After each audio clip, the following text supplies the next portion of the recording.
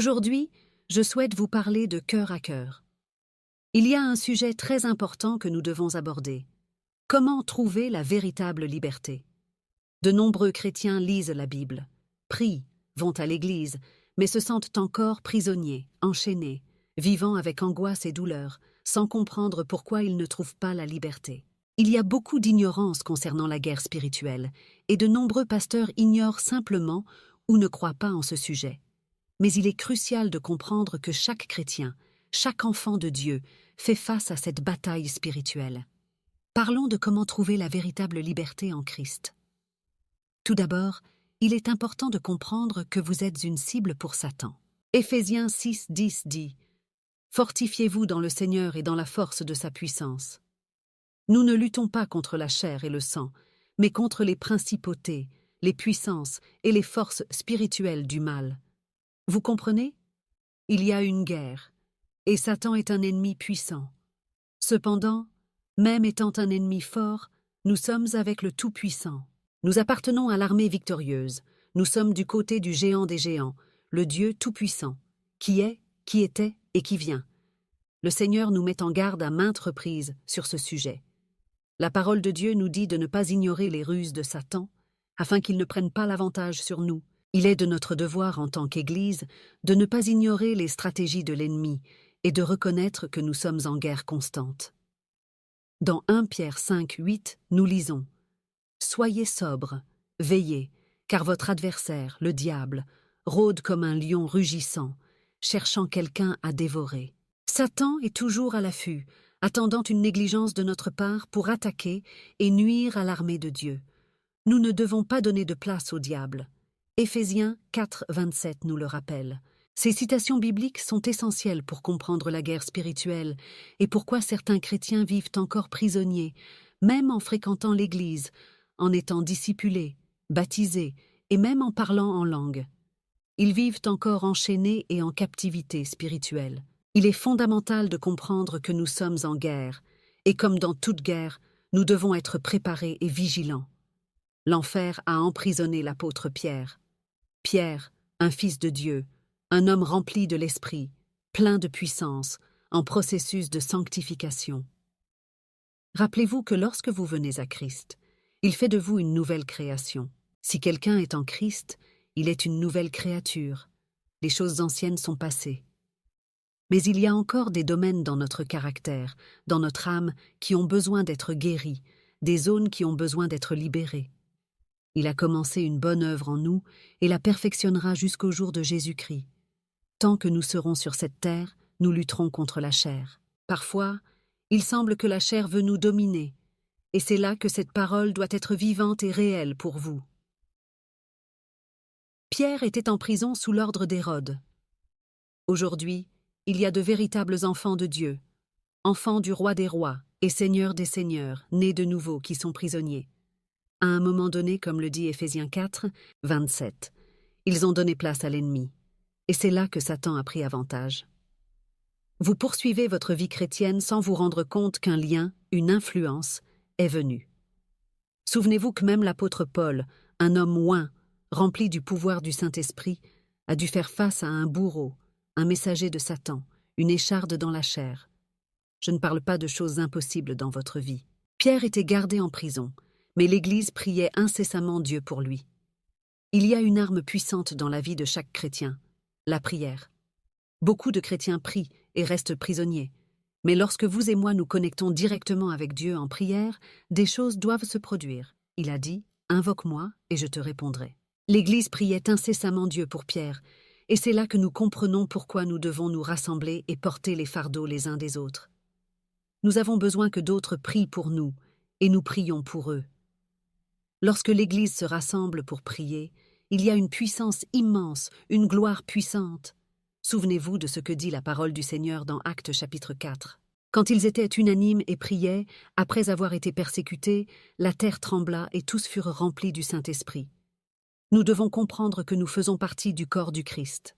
Si vous luttez contre des vices, des péchés cachés, des liens spirituels démoniaques, des prisons spirituelles, vous ne pouvez pas vous battre seul.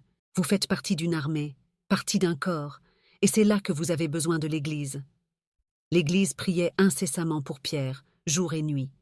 Pierre aurait pu dire « Je suis le grand apôtre, le Seigneur m'a donné les clés du royaume, j'ai été oint du Saint-Esprit, des miracles se produisent quand je marche. » Mais Pierre ne fit pas cela. Il eut l'humilité de comprendre qu'il avait besoin de la prière de l'Église, et vous en avez aussi besoin. Vous avez besoin de la prière de l'Église et de la communion avec les frères.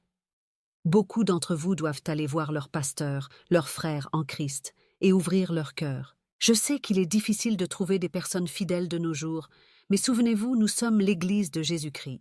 Lorsque vous trouvez quelqu'un de fidèle, un véritable serviteur de Dieu, avec qui vous pouvez ouvrir votre cœur, compter sur cette personne, dire que vous luttez dans certains domaines de votre vie que vous n'avez pas pu vaincre, c'est comme si les chaînes se brisaient à ce moment-là. Rappelez-vous, Satan est le prince des ténèbres, et où il y a des ténèbres, il règne. Il peut y avoir des péchés cachés dans votre vie que personne ne connaît, et Satan a gouverné ces péchés pendant des années. Mais au moment où vous vous levez et confessez vos péchés au Seigneur, et même à un homme ou une femme de Dieu, en ouvrant votre cœur, Dieu apporte la liberté. Le Seigneur dit dans sa parole. Le Seigneur, confessez vos offenses les uns aux autres et priez les uns pour les autres afin que vous soyez guéris. Nous devons comprendre que nous sommes partie d'un corps et que nous avons besoin de l'aide des frères pour nous aider en prière. Bien sûr, vous et moi devons être sages et prudents. Je ne dis pas que vous devez courir et raconter à n'importe qui ce qui se passe dans votre vie. Je dis que vous devez demander à des frères et sœurs de prier pour vous, et vous devez aussi prier pour les autres. Vous devez faire partie d'une congrégation locale. Beaucoup d'entre vous suivent des prédications à la radio ou à la télévision, mais ne prennent pas la décision de se rassembler, et cela ne plaît pas à Dieu. Hébreux 10, 25 dit « Ne laissons pas de nous assembler, comme c'est la coutume de certains. » Alors, je vous encourage à chercher la présence du Seigneur en communion avec d'autres frères en Christ, afin que vous puissiez accomplir la loi du Christ et lui plaire en tant que corps. Nous avons besoin des prières des autres. L'Église a commencé à prier pour Pierre pendant qu'il était en prison, et c'est à ce moment-là que Dieu a apporté la liberté dans sa vie. Mais Pierre a dû recevoir cette liberté. Un ange du Seigneur est apparu, une lumière a brillé dans la prison, et en touchant Pierre sur le côté, il le réveilla en disant « Lève-toi vite !» Et les chaînes tombèrent de ses mains. Alléluia. Lorsque l'Église priait incessamment, un ange du Seigneur est venu, une lumière a brillé, et je crois fermement qu'aujourd'hui le Seigneur est venu sur votre vie, et la lumière de la vérité apporte la liberté. Mais Pierre a dû prendre la décision de se lever. Pierre était endormi, prêt à être sacrifié le lendemain, mais il dormait paisiblement, confiant en le Seigneur. Aujourd'hui, nous voyons beaucoup de frères avec une attitude passive et médiocre. Même en sachant qu'ils sont prisonniers, que leur vie n'est pas en accord avec Dieu, ils continuent à dormir. L'ange a dû venir et toucher Pierre sur le côté, c'est-à-dire que Pierre dormait profondément. Beaucoup d'entre vous ont besoin d'un coup fort pour se réveiller, mais cela ne devrait pas être ainsi. Beaucoup ne se réveillent que lorsqu'une maladie grave est diagnostiquée, lorsqu'ils subissent un accident, perdent leur maison, ou lorsque leurs finances s'effondrent. Cela ne devrait pas être ainsi. Il est temps de se lever avant que cela n'arrive. Et si cela est déjà arrivé, comprenez que c'est l'ange du Seigneur essayant de vous réveiller. Tout n'est pas perdu, ce n'est pas la fin de votre histoire, c'est le début de votre liberté. Ne vous attendez pas à être touché pour vous lever et voir les chaînes se briser. Levez-vous maintenant. Et si cela est déjà arrivé, ne vous laissez pas vaincre, ne renoncez pas. Levez-vous. Lorsque l'ange toucha Pierre sur le côté, il se réveilla et l'ange dit « Lève-toi vite !» Et les chaînes tombèrent de ses mains. Levez-vous maintenant. Abandonnez l'attitude passive et la conformité. Le Seigneur dit dans sa parole « Ne vous conformez pas à ce monde, mais transformez-vous par le renouvellement de votre esprit. » C'est ce que le Seigneur veut. L'ange dit à Pierre « Ceins-toi et mets tes sandales. » Et il fit ainsi. Beaucoup d'entre vous doivent reconsidérer la manière dont ils marchent dans les voies du Seigneur. Pierre avait enlevé ses sandales parce qu'il dormait, mais beaucoup d'entre vous se sont déchaussés de la préparation de l'Évangile. Vous ne gardez plus les bonnes nouvelles. La parole de Dieu n'est plus votre délice. Ceins-toi et mets tes sandales. La Bible dit que nous devons être chaussés avec la préparation de l'Évangile, c'est-à-dire le prendre chaque jour, en faire un but quotidien, marchez selon la parole de Dieu. Souvenez-vous, lorsque le Seigneur appela Pierre à marcher sur les eaux, Pierre ne marchait pas sur les eaux, il marchait sur la parole du Tout-Puissant, du Roi des rois et Seigneur des seigneurs. Pierre fut obéissant. Je me demande, combien d'entre vous agiront aujourd'hui en obéissance au Seigneur? Combien de ceux qui ne se rassemblaient pas ou ne donnaient pas d'importance à l'Église aujourd'hui décideront de se rassembler, de faire partie du corps du Christ et de dire « L'Église est importante, mes frères en Christ sont importants. J'ai besoin qu'ils prient pour moi et je dois prier pour eux ». Combien d'entre vous vont aujourd'hui se réveiller de cette léthargie, de ce sommeil et se lever pour que les chaînes soient brisées? Combien d'entre vous vont mettre les sandales et marcher quotidiennement selon la parole du Seigneur? Je crois que Dieu est en train de lever une armée d'hommes et de femmes dédiés à sa bénie parole, dédiés à faire sa volonté. Ensuite, le Seigneur dit « Enveloppe-toi de ton manteau et suis-moi ». La question la plus importante est « Quel est le manteau qui t'enveloppe » Souvenez-vous, le Saint-Esprit veut être votre refuge, veut vous envelopper de son amour, veut venir sur votre vie avec tant de puissance et apporter un manteau chaleureux d'amour. Enveloppez-vous dans votre manteau, mais réfléchissez. Quel est le manteau qui vous enveloppe aujourd'hui? Beaucoup se couvrent de manteaux humains, se fiant à l'homme, aux richesses, à l'intelligence, à la famille. Ce n'est pas le bon manteau. Aujourd'hui, vous devez vous envelopper dans le manteau de la présence de Dieu. Pratiquez sa présence. Demandez au Saint-Esprit de venir sur votre vie et de vous couvrir de puissance. Dites au Seigneur que vous avez besoin de lui avec passion et urgence. Pierre le fit. Ensuite l'ange dit « Suis-moi ». Pierre sortit et le suivit, mais il ne savait pas que ce que l'ange faisait était réel. Il pensait que c'était une vision. Il est merveilleux de savoir qu'aujourd'hui vous pouvez agir en obéissance et en foi à la parole de Dieu. Tout comme Pierre, qui pensait que tout était un rêve, une vision, fruit de son imagination, et ne comprenait pas que l'ange du Seigneur était venu pour le libérer. Beaucoup d'entre vous peuvent ressentir la même chose, mais si vous agissez en obéissance, même si cela semble folie, la liberté que vous désirez t'en viendra sur vos vies. L'ange dit « Suis-moi » et aujourd'hui, c'est Dieu Tout-Puissant à travers sa parole qui dit « Suis-moi ». Je ne vous demande pas de suivre un homme ou un prédicateur, mais de suivre Jésus à travers cette bénie parole. Et même si tout ce que vous avez entendu aujourd'hui semble folie, levez-vous et agissez, car tout comme Pierre, qui pensait que tout était imagination, réalisa qu'il atteignait la liberté. Pierre, passant par la première et la deuxième garde, arriva à la porte de fer qui menait à la ville, et elle s'ouvrit d'elle-même. En sortant, il traversa une rue, et alors l'ange se détourna de lui. Pierre, revenant à lui-même, dit « Maintenant, je comprends véritablement que le Seigneur a envoyé son ange et m'a délivré de la main d'Hérode, de la main de Satan. Aujourd'hui, le Saint-Esprit est descendu sur votre vie. L'ange du Seigneur est venu sur vous, et il dépend de vous d'atteindre la liberté totale. C'est seulement lorsque nous obéissons à Dieu que nous recevons la liberté absolue, car la véritable foi se traduit par l'obéissance, et sans foi, il est impossible de plaire à Dieu. Si aujourd'hui vous comprenez que vous avez besoin de l'Église, que vous devez demander de l'aide à vos pasteurs, vous rapprocher de cet homme ou de cette femme de Dieu et dire « J'ai besoin que vous priez pour moi » et être guidé par le Seigneur, ouvrez votre cœur.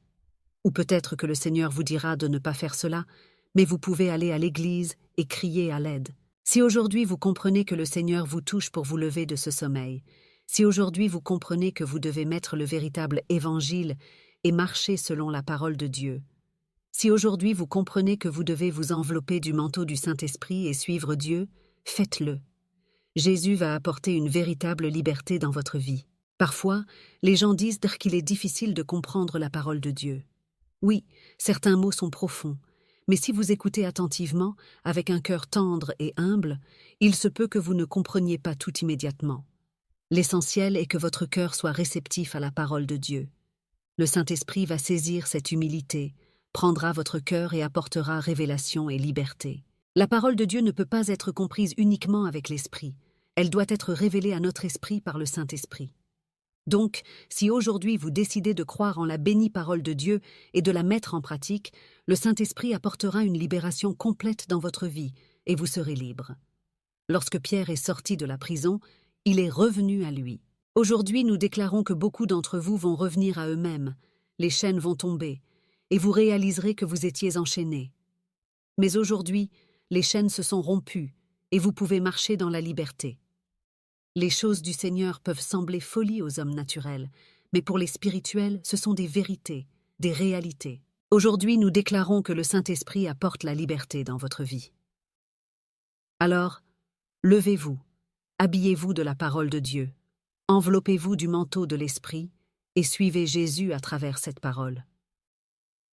Le Seigneur a apporté la liberté aujourd'hui à son peuple, il a apporté la liberté aujourd'hui à son Église. Au Père de gloire, nous rendons honneur et louons pour cette parole. Vous savez, parfois nous restons enfermés dans des choses, sans même nous en rendre compte. C'est comme si nous avions un bandeau sur les yeux, vous voyez? Mais aujourd'hui est le jour de retirer ce bandeau. Aujourd'hui est le jour de se libérer. Peu importe si vous ne comprenez pas tout, ce qui compte, c'est que votre cœur est ouvert pour recevoir. Le Saint-Esprit prend ce désir de comprendre et le transforme en révélation. C'est comme s'il ouvrait vos yeux pour voir des choses que vous n'avez jamais vues auparavant. Et là, mon ami, c'est là que la liberté arrive véritablement. Pensez à Pierre, là dans la prison. Il dormait, enchaîné, mais lorsque l'ange est arrivé, les chaînes sont tombées. Et c'est ce qui se passe avec vous maintenant. Les chaînes tombent, vous vous réveillez à une nouvelle réalité. Alors, levez-vous. Prenez cette parole de Dieu et enveloppez-vous dedans comme si c'était une couverture chaude. Laissez le Saint-Esprit vous guider. Cela peut sembler folie au monde, mais pour ceux qui ont des yeux pour voir, c'est la vérité la plus pure. Le Seigneur apporte aujourd'hui la liberté à son peuple, à vous, à toute l'Église. C'est le moment de célébrer et de rendre grâce, car cette parole n'est pas seulement des mots dans l'air, c'est pouvoir, c'est vie, et elle est là, maintenant, pour vous. Alors, allons-y. Ressentez-vous cela? Ce changement dans l'air? C'est le Saint-Esprit qui travaille, brisant les chaînes, apportant la lumière là où il n'y avait auparavant que ténèbres. Et ce qui est encore plus incroyable, c'est que cette liberté n'est pas seulement pour aujourd'hui, elle est pour toujours. C'est une transformation qui commence maintenant et se poursuit, jour après jour. Vous n'avez pas besoin de tout comprendre d'un coup. La marche avec Dieu est ainsi, un pas après l'autre. L'important est que vous faites le premier pas, que vous vous ouvrez à cette nouvelle réalité. Et chaque pas que vous faites, chaque fois que vous vous engagez davantage avec la parole de Dieu, vous devenez de plus en plus libre. Souvenez-vous de Pierre? Il ne savait pas que c'était réel, il pensait que c'était un rêve. Mais il a suivi l'ange, il a obéi. Et c'est cette obéissance qui a apporté la liberté. Vous pouvez également le faire. Cela peut sembler que vous rêvez, que c'est trop beau pour être vrai, mais c'est réel. La liberté que Dieu offre est réelle. Alors, enveloppez-vous dans le manteau du Saint-Esprit. Laissez-le vous guider, vous protéger, vous fortifier. Et suivez Jésus, non seulement par des mots, mais par des actions. Vivez cette parole, faites-en votre guide quotidien. Car c'est ainsi que la véritable liberté arrive, c'est ainsi que vous devenez ce que Dieu a créé pour vous être. Et n'oubliez pas, vous n'êtes pas seul dans cette aventure. L'Église, vos frères et sœurs en Christ, sont là pour vous soutenir, pour prier pour vous, pour marcher à vos côtés. La force de la communauté est puissante. Et en faisant cela, vous ne changez pas seulement votre vie, mais vous impactez aussi la vie de tous ceux qui vous entourent. Alors, levez-vous, enveloppez-vous dans le manteau de l'Esprit et avancez avec courage et foi. Dieu est avec vous, et la liberté qu'il offre est vôtre, ici et maintenant. Célébrons ensemble cette nouvelle vie, cette nouvelle liberté, car le Seigneur a apporté aujourd'hui la liberté à son peuple, et cela est une grande joie et une raison de louange. Partagez cette vidéo précieuse pour aider d'autres personnes comme vous et moi. N'oubliez pas de cliquer sur le bouton d'abonnement si vous ne l'avez pas encore fait. Merci beaucoup du fond du cœur de faire partie de notre communauté. Si vous souhaitez soutenir davantage notre chaîne, devenez membre de notre canal. Je vous laisse ici 2 autres vidéos pour continuer à apprendre comment suivre le chemin donné par Dieu. Merci et à bientôt.